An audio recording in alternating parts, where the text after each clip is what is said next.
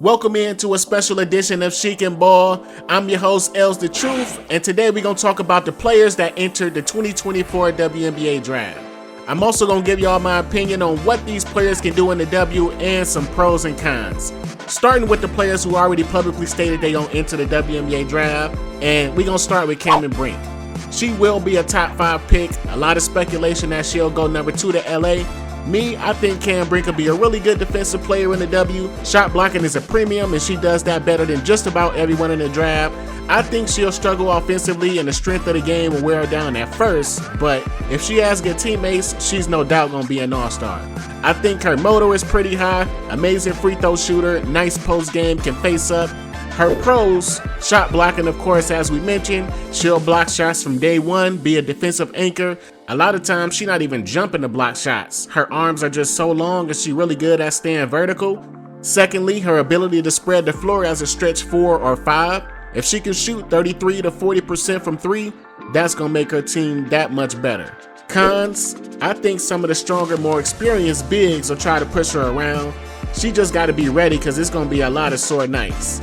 Secondly, she need a team around her. I don't think she's a number 1 go-to player. She can make some things happen, but I think if you're dependent on her being your number 1, then that's not smart team building. Letting her grow and be a star around other great players is how I think you can get the most out of her talent. Now let's talk a little bit about Angel Reese. Translation to the game, I think she's a relentless rebounder, high energy, high motor. I think that's going to translate perfectly on the court. And with all the hate she gets from things outside of basketball, I think she'll be embraced in whatever locker room she goes into. Despite how much people hate her, the players don't feel that way about her. I think she'll have a tough time scoring to start her career, but as she gets stronger and grows more into her woman body, same for Cameron Brink, she's gonna be a whole lot for defenses to handle, especially if she get to play with another dog like herself. Her pros, as we stated, rebounding, that has been consistent since she's been collegiate. I don't see any reason why she would stop doing that. Her defensive IQ, she gets steals, switches on screens. She's not the best shot blocker, but that's okay. She probably won't play the 5 anyway. Her quickness, I think, will make her a solid defender for today's unicorns in the WNBA. Y'all think the NCAA is good. The WNBA is an entirely different level. It's like high school to the NBA when you compare women's college basketball to WNBA. You got to think 2 steps or 2 levels ahead. Those women are so far ahead in terms of talent, team to team, but let me not get too far off track. Let's get to Angel Reese's cons. She don't really have a consistent jump shot. Everybody been saying it. She took a lot of jumpers and she missed a lot and made a few. If you're going to take that many shots, you got to hit them because you know they're going to leave you wide open, or as we say, butt naked in the WNBA. She says she wants to be the best player, so it's time to see you finishing the product. Another con, I would say, is her shot IQ. I think sometimes she just wants it too much, and I think she just started doing stuff just because she wants to show she's a leader and she can do this and do that. But girl, there's no reason you should be driving on a 6'7" player or trying to post him up. If you're not doing the fadeaway, it's getting blocked 9 out of 10 times. You got to get more post moves in there or force to switch on a pick and roll and take advantage of smaller players. But now let's keep this thing moving. I want to talk about Camila Cardoso. I think the speed of the game will be a lot for her at first. Players are going to attack her and make her stay out of foul trouble. She's never been a scorer, so I don't really expect that from her, but she will be able to get some putbacks, and if she's lucky to play with a point guard, they might give her some touches. I also want to say the tallest players in the W are not the best players in the W. If she can work more on getting the go-to post move, she can be really good. Her pros, shot blocking of course, big body, will block shots in her sleep, offensive rebounding, able to get position on offense and box out most players. Cons, her lack of offense, she needs to get more aggressive, play like you're 6'7", that's all I'm asking for. Secondly, turnover prone. She doesn't handle double teams well. You don't see it as much because South Carolina is always winning, but I saw it in Brazil and against some of the top ranked teams. But now let's keep it moving to the consensus number 1 player in the draft, Caitlyn Clark.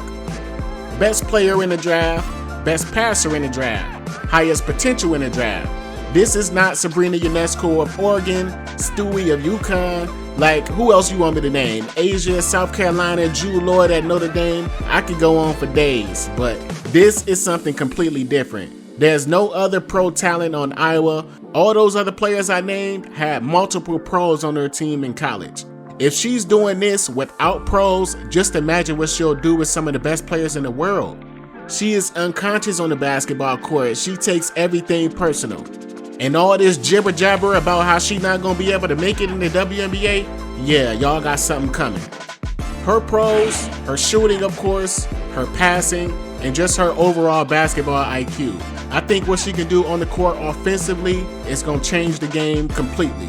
I think she's gonna have that Steph Curry-like effect where we gonna start seeing a whole lot of women in the WNBA take a bunch of threes because they wanna be like Caitlyn Clark. She can do it, and I know she's not gonna stop doing that when she go pro. But her cons, I do think she need to get stronger. I don't think she's gonna be able to take as much contact and get N1s like she been doing at Iowa. But I honestly wouldn't even go too far with that because there are players that have had success in the W without being super strong. Her gifts don't really require strength. You look at players like Azurá Stevens, Olivia Nelson-Ododa, Natisha Heidemann. If we want to talk about guards, it's a lot of slender guards out there that's still doing what they got to do. So what I'm saying is, at first, it might be a problem, but it's not going to be a problem for long. She's going to figure that thing out real quick. Alright, but let's keep this thing moving. Next player we're going to talk about is Aaliyah Edwards. Another UConn player that will fit right in on any team. This pipeline of talent at UConn is almost like faucet water. In 9 out of 10 houses, it's going to function properly. You can't have a house without a proper pipeline and water system, and you can't have a WNBA team without a player that was coached by Geno Auriemma. She will be better in the pros than she was in college. Geno Auriemma has had 14 players drafted in the top 5. I think he just got number 15. Her pros: offensive IQ, doesn't overshoot, mid-range game is nice, quick first step, passes the ball, no ego. Her cons: she kinda has a low motor.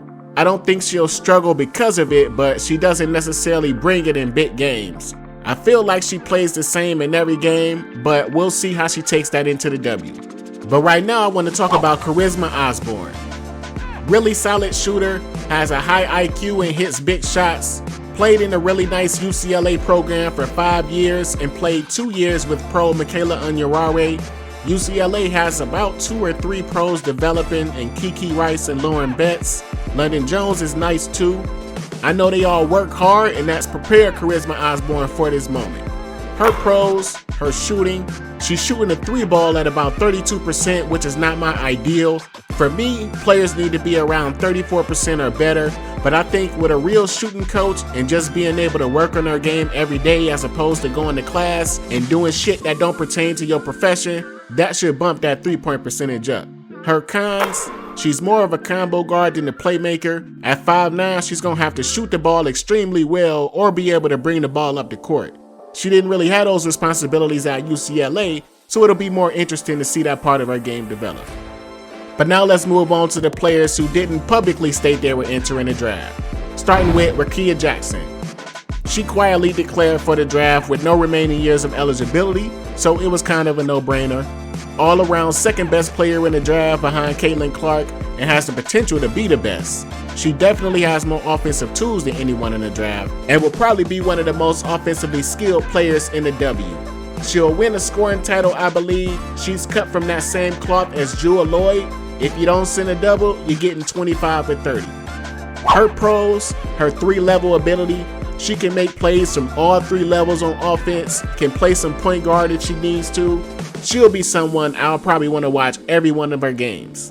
Her cons: her lack of defensive intensity. She doesn't get steals or blocks. She doesn't really guard the best players, but that's not a knock. I think she just knows what she's really good at, but she has to be careful because they will hunt you down to the W.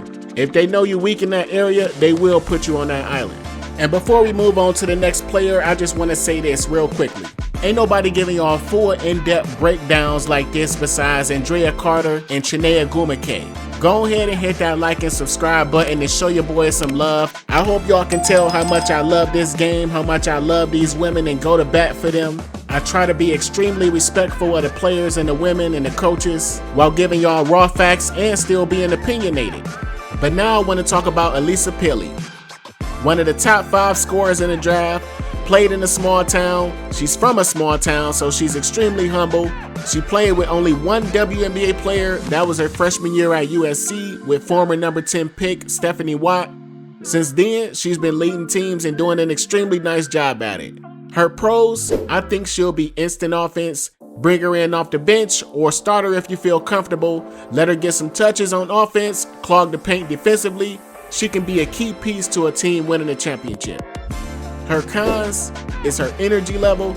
She has to come out in crucial moments of the game. If it gets too fast paced, she'll get fatigued. When that happens, her teams usually can't survive without her being on the court. This is why I say she should be a sixth woman or a second or third scorer on the starting lineup. But now let's briefly talk about Aaliyah Kitley.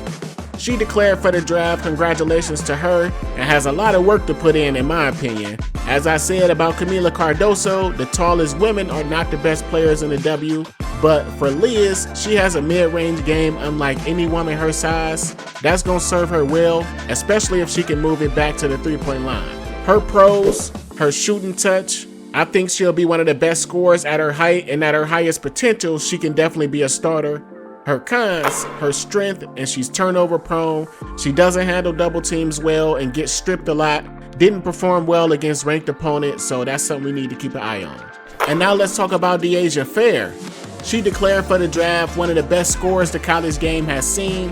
I think that will translate right into the WNBA. Second best playmaker in the draft behind Caitlyn Clark. I think she'll be good from day one. Pros, she's a legit combo guard, has the ability to handle the ball and run an offense, can be a primary scoring guard or a primary playmaker. Her cons, her height and defense. I think at her height, teams will pick on her. These guards in the W will post you up, so I hope she's ready for that. Or they'll just run you through some screens all game. It'll be tough for her, but I think she has what it takes. And now let's talk about McKenzie Holmes. Two-time AP All-American. She is one of the more underrated players in college and going into the draft. I think she'll have a chance to be a solid pro. She's not someone you expect to score or rebound exceptionally, but she will be a really strong defender and she'll be able to score around the basket. She also played with Grace Berger, who was the 7th pick in last year's draft. Her pros, her touch around the basket. She has a really high field goal percentage, which shows she has great hands and can finish around the basket when she gets the ball.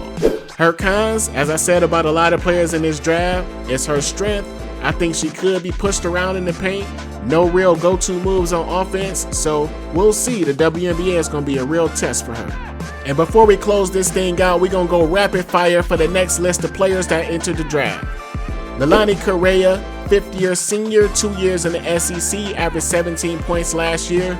Jess Carter, standout for Mississippi State, 6th-year senior, coming off a year averaging 15 and 10. Standout players for Kansas, Lianna Jackson and Zakiya Franklin.